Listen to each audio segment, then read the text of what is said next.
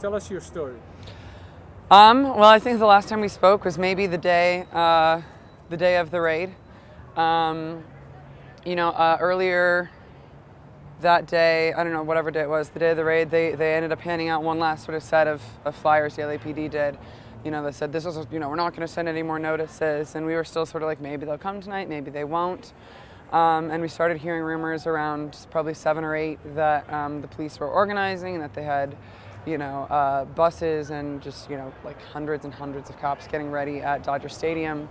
And there were people who were able to sort of be eyewitness reporters for us to let us know where the cops were, where they were in their movements and that kind of stuff, that they were getting ready to move in on us. And then it just sort of happened. We saw them coming. We had some people spill into the streets. We saw those police coming, and we were ready for that. And that was all sort of going peacefully. And I was one of 5 or 6 teams of nonviolence monitors going around, and I was staged on the inside with the inner circle because I, was planning to risk arrest. And it had all been sort of boring almost inside there, because all of the action was happening on the streets and all of the cameras and the police and everything were on the streets. But I told my team we just needed to stay inside and stay ready for when that did happen. And we heard that they might come in through the tunnels, that they might come in and come out from City Hall, and we sort of prepared for that. But it was still just like knowing that that was a possibility was nothing in comparison with seeing them just start pouring out. And it was just like stormtroopers just like running with guns and with batons in hand, kicking down the barricades we'd put up. And it was really just, it went from 0 to we are surrounded in, a minute or 2. They're getting a little bit too much credit. I think that they did execute the removal in a very clean and good way. It was, fairly nonviolent. Although of course it's a little disturbing that, there were still people pointing guns at us and that they used pressure points to pull us apart, but that some of those were people's eyes and people's faces is somewhat horrifying. And just sort of being able to do that to another human being who's being completely peaceful and who's showing nothing but peace and love and nonviolence. I was on the innermost circle by the time we got to that point, and I was just, there was chanting and we read civil codes to them and stuff, but ultimately to me it was about, these people, that they're human beings behind their riot gear, and, asking what's your name? What's your name? My name's Elise. Do you have any kids? Do you have a wife? I'm 21 years old, and, I've got a little brother, and, really trying to bring out some humanity. And I think to an extent it worked a little bit. But I was scared, and I wasn't afraid to show them that I was scared, and I was sobbing for part of it. And I told them that I intended to come here in defiance and sort of this proud stature, and I'm sobbing in front of you because I'm terrified. Some of the cops, the ones who were taking us away once we were arrested, some of them were just so vicious and so cold still, and it was horrifying. The mentality that some of these men and women had. Was profoundly disturbing to me. I've been losing my voice, and one of the cops said something to me, and I responded, and I don't remember what it was. And one was like, "I'm sorry, I couldn't hear you." And I repeated myself louder, and they're like, "Oh, sorry, sir." And I said, "I'm sorry, I'm a woman. Don't call me sir." And he went for the cheap dig of, "Oh, I couldn't tell because of your voice." Or another one of the cops said, "What are you so upset about? You did this to yourself." And I said, "All due respect, Wall Street did this to us." And he just looked at me and he said, "You're an idiot." It took 3 cops pushing pressure points before I had to give in, and I couldn't hold on anymore. And my jaw is still a little sore from it. Where did they push you? They push in my jaw right here on both sides. Another one was on my shoulders, and then another one was on my legs. And so you had 3 cops on you? I had 3 cops pushing pressure points on me to try to get me to release from my friend Kevin. They tore up my ear. My ear, the swelling's gone down a little bit, but my ear was 3 times the normal size when I was first in jail. And they kept us on the buses for hours. Are you one of those who went to Van Nuys? I went to Van Nuys, and we were on our bus for 4 hours. And there were some people who were on buses longer than that. So you were on the bus for 4 hours. Did they provide you any No. Water? No, they provided us nothing except torture of bad Christmas music.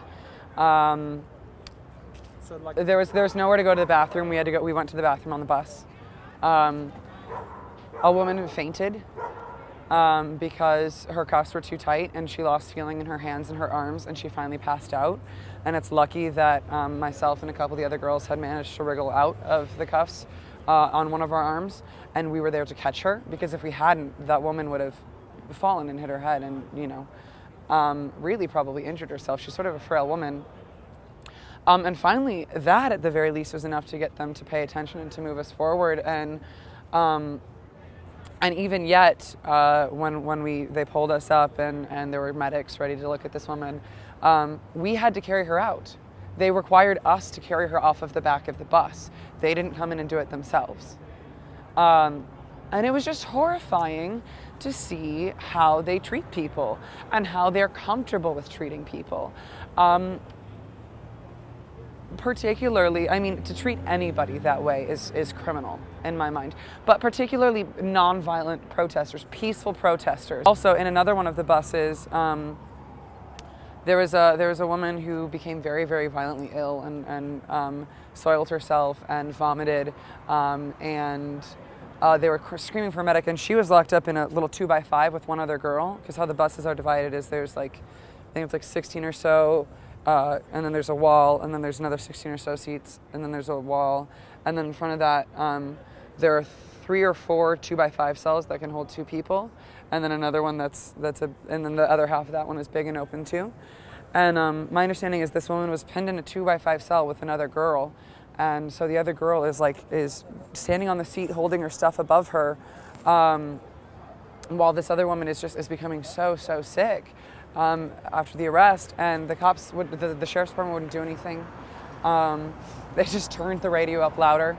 How long were you in jail altogether?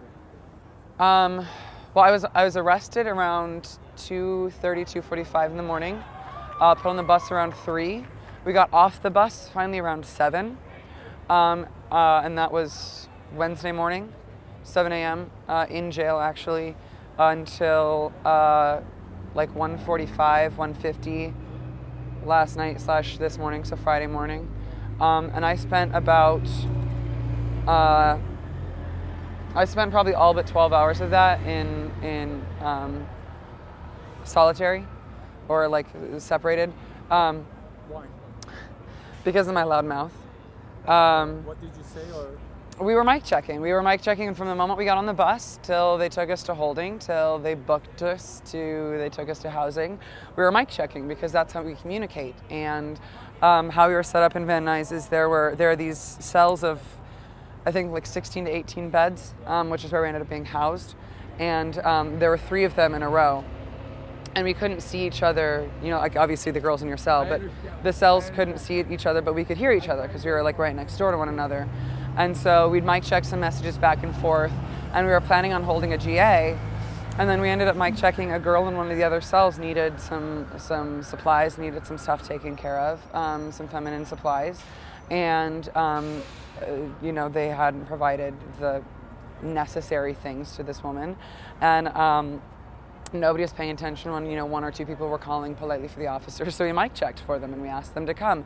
And 15 came, and they were very aggressive, and their response to everything that's inhuman, can we maybe have soap to wash our hands with after we go to the bathroom, which we're doing in front of 16 to 18 other people. Can we,